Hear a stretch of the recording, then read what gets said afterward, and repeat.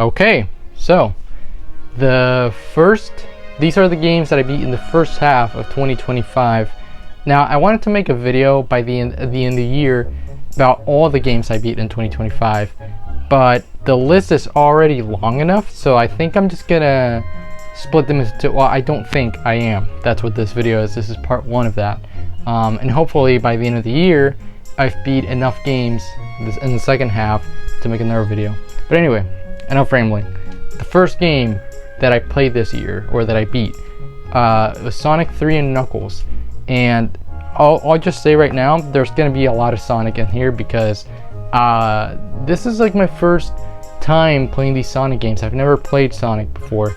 And in December of last year, I played 1, 2, and I played Shadow Generations as well. But anyway, just a warning, there's going to be a lot of Sonic here. So, Sonic 3 and Knuckles, yeah, I think that's my favorite out of the classic Sonic games because Mania is very close, but I think Sonic 3 and Knuckles I feel more emotionally attached to. But I'll talk more about Mania later. But yeah, Sonic 3 and Knuckles is just very solid. The graphics are great, the music is great, and it has Lava Reef Zone, so bonus points for that, right? I mean, Lava Reef Zone is my favorite zone. I don't know why I made that pause. Anyway, number 2 is Sonic CD, and here's the thing. So Sonic CD, so I went from Sonic 3 and Knuckles, which is my favorite out of the classic games, and then it goes into CD, which is my least favorite out of the classic games.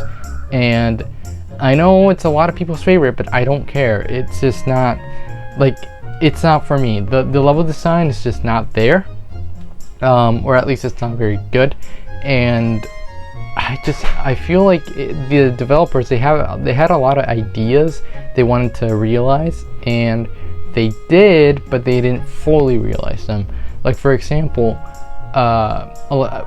one of the big mechanics of the game is traveling from past to future, or from future to past, and in order to do that, you need to run at a certain speed, so you can do that. But then once you're running, you run into like 7 springs, and it's just annoying. It's just annoying, honestly.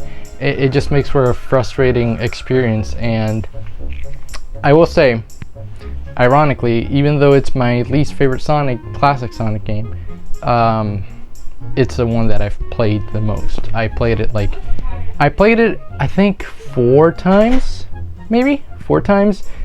And the reason for that is because I wanted to make sure that I actually didn't like this game, because I felt like I hear people praise the game so much, and I don't get it. I just don't get it. Like, I wanted to make sure I'm not missing something, and I don't think I am. I really don't. I mean, I guess it has Metallic Madness.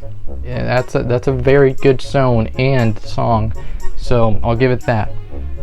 But anyway, enough about that. Next, not a Sonic game, but I played Jak and Daxter, and just like Sonic 3 and Knuckles, Jak and Daxter, I feel emotionally attached to as well. I don't know, it's just like the simplicity. I mean, yeah, like a lot of modern games nowadays, that doesn't make sense. A lot of modern games, they tend to, like, AAA games, they want to be like huge, big budget games, but I like the simplicity of Jak and Daxter, where it's just, you know, platforming, and you can just collect whatever you want. You don't have to get everything, but you could. And I gotta say, it's a really fun game to 100%. I had a lot of fun 100%ing this game. So yeah, it's just a really nice world. Like, the music, the art style, even the graphics. Although I played the PS3 remaster, but it's just charming, all of it, and the characters are great. Yeah, I really love this game, and I definitely gonna replay it at some point, but not anytime soon, because this was in February that I played this game. yeah, but it's a blast. If you like 3D platformers, go for it. It's great. I also really like how all the areas, they just seamlessly connect into one big world, and I think that's really cool, especially for a game of that time. Love that. Anyway, next is Sonic Colors. Yes, another Sonic game. And Sonic Colors, which I have right there, and if you saw my collection video, that's the one game in my entire collection that I missed. So there it is. It gets a shout out now. But yeah, Sonic Colors is.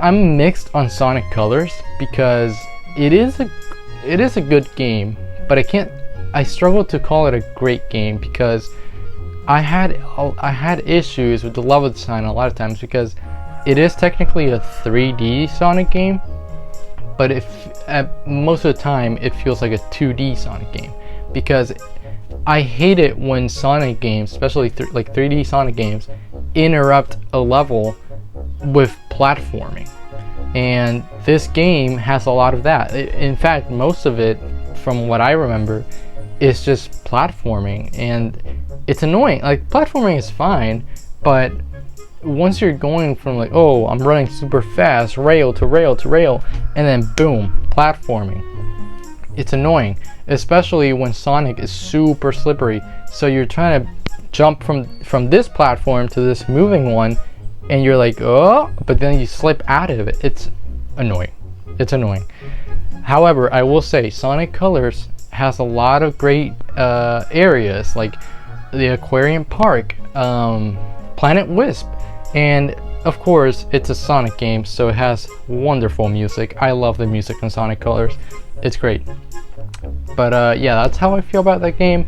It is a good game. It's just, it could be better. It could be better, so yeah, it's unfortunate. And next up, another Sonic game is Sonic Mania. And okay, I already talked about Sonic 3 and Knuckles, and I don't really want to just talk about it, comparing it, but I kind of have to, because they're very close to each other in terms of which one I'd prefer. Sonic Mania, I think it's a very close second to Sonic 3 and Knuckles, and the reason for that is because with Sonic Mania, I genuinely felt loved, especially after playing Sonic 1, 2, CD, and Knuckles, 3 and Knuckles. I just felt loved. Like, the developers made that for me specifically, and I love that. This game is, in fact, I have it right here. Yeah, I play the Switch version, and dude, this game is just so good. It's just good. It's just fun. It's just good, and that's it. That's all I need to say. Well, actually, I got more to say, but yeah, the reason it's not really my favorite out of the, I mean, I guess I'm counting it as a classic Sonic game. I don't care if it's not old or whatever, but yeah, it's just not, I just don't think it's long enough. I think it's too short, and I didn't get to spend as much time as I did with Sonic 3 and Knuckles with this one. However, it is the one that I feel the most, that I want to go back to the most. So that's, you know, it's got that going for it. You know, you can beat it pretty quickly, so it's replayable. But, you know, it's just kind of a compilation of older levels, and it's just a celebration of that, which is great. But, you know, Sonic 3 and Knuckles has more going for it, at least when you combine them. By the way, I'm talking about Sonic 3 and Knuckles as if it were one game, not just two games, like they are. Anyway, next is Pushmo, and I talked about Pushmo in my 3DS video, and in that video I said everyone who has a 3DS should experience Pushmo at least once. Play like a couple levels, and you can't get it now because Pushmo is a digital only game and the eShop closed. But if your 3DS is modded, I'm not encouraging piracy or anything, but anyway, I think everyone should play Pushmo. It's actually, like, I knew I was gonna like the game because I love puzzle games. It's right up my alley, but I didn't think I was gonna like it as much as I did, and I love Pushmo. I do. What can I say? I love Pushmo. Anyway, that's really all I got to say, because it is, you know, there's not much to it. You just kind of like, so the puzzles are called Pushmos, and basically they're like pixel art of things, like, you know, for example, pixel art of Mario. It's not all Nintendo stuff. It could be like a hat or something, and you gotta push those individual pixels or blocks to get to a certain point, which is your goal. And that's really it. But it sounds very simple, but it gets hard. It gets really hard at points. But anyway, next is Journey, and I played Journey on my PS3, and I honestly, it didn't leave a big impact on me as it did with other people, from what I've heard at least. But I still think it was a pretty good experience. It was really interesting and unlike any other game that I've played. Not really what I was expecting. I also don't really want to talk about it that much right now, because I think it's something that you should go in completely blind. But yeah, it's a very short game.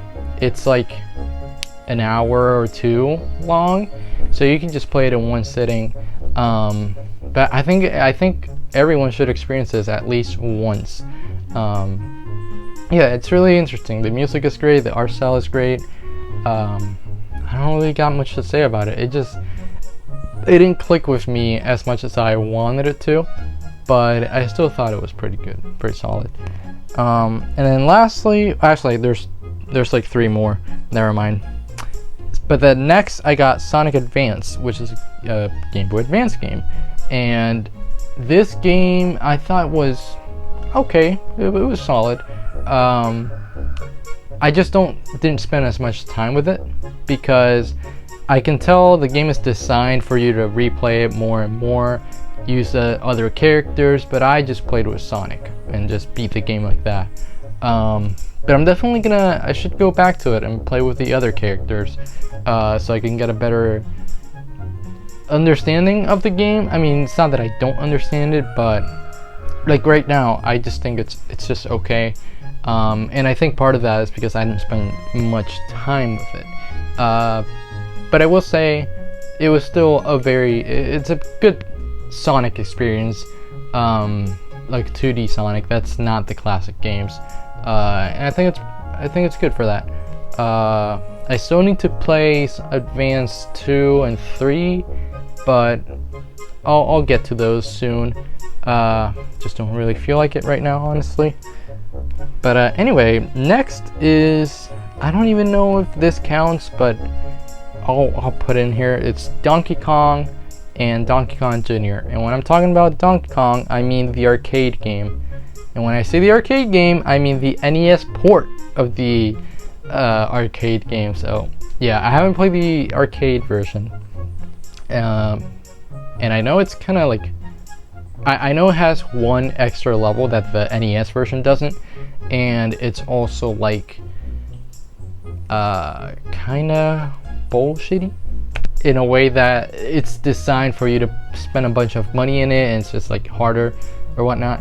But anyway, yeah, Donkey Kong is, you know, it's Donkey Kong. It's a lot of fun. I think you should try to play it at least once, because it at first it's like, oh man, I can't get it, but then you get good and you beat it, and it's a fun time. Same with Donkey Kong Jr. It's solid. I don't have much to say about these games, but so I'll just talk about Donkey Kong, I guess. Right now, spoiler for, I guess, the next half of the year, I'm playing Donkey Kong 94, and I'm having a lot of fun with that one, but I'm not going to talk about it much here. So yeah, I'm just trying to play all the Donkey Kong games, because why not? I mean, they're fun. I love Donkey Kong Country, but it's kind of been pissing me off lately because it's just not easy. It's not easy. But anyway, that is the end of this video. I don't have more games to play. Hopefully I beat more games, enough games to make a full video for December. Although I would be fine with just making a video about 2 games. It doesn't need to be a 15-minute long video like this is. Oh boy, it's way longer than I thought it would be. Anyway, bye.